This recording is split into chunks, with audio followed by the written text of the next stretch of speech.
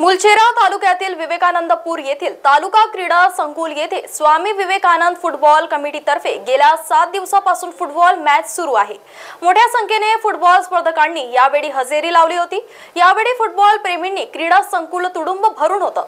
Football स्पर्धेत बक्षीस वितरण कार्यक्रमाचे अध्यक्ष म्हणून अहेरी इस्टेटचे राजे तथा माजी राज्यमंत्री राजे अमरीशराव महाराज तर प्रमुख अतिथी म्हणून कुमार अवधेशराव बाबा आत्रम हे होते। यावेळी त्यांचे कमिटीतर्फे पुष्पगुच्छ देऊन स्वागत करण्यात आले। फुटबॉल स्पर्धेत मार्गदर्शन करताना राजे अमरीशराव म्हणाले की फुटबॉल हा जगातील सर्वात लोकप्रिय खेळ आहे। आपल्या क्षेत्रातील बंगाली बहुल भागात मोठ्या प्रमाणावर खेळला जातो।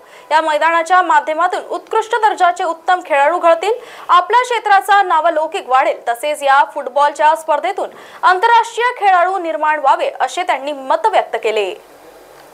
महाराष्ट्र टीव्ही 24 साठी हरेंद्र मळावीची रिपोर्ट, गडचिरोली।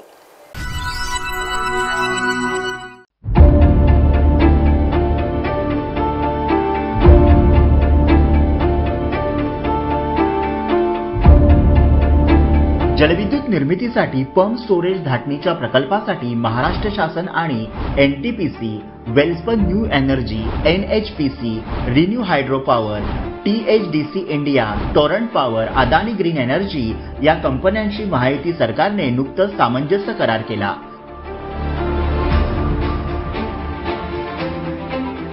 ज्यामध्ये 62,550 इतकी रोजगार निर्मिती होणार आहे। उपमुख्यमंत्री देवेंद्र फडणवीस यांच्या पुढाकाराने हे विक्रमी करार करण्यात आले असून त्यातून 35,240 मेगावॅट वीज निर्मिती होणार आहे।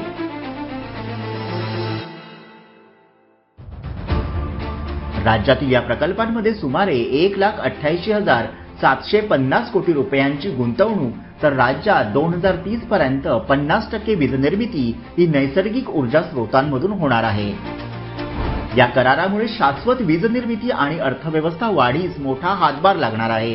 राज्याची एकूण वीज निर्मितीची स्थापित क्षमता 46,000 मेगावॅट असून 40,870 मेगावॅटचे पंप स्टोरेज क्षेत्रात वीज निर्मिती करार झाल्यानं हरित ऊर्जा क्षेत्रात राज्याचं हे मोठं पाऊल आहे।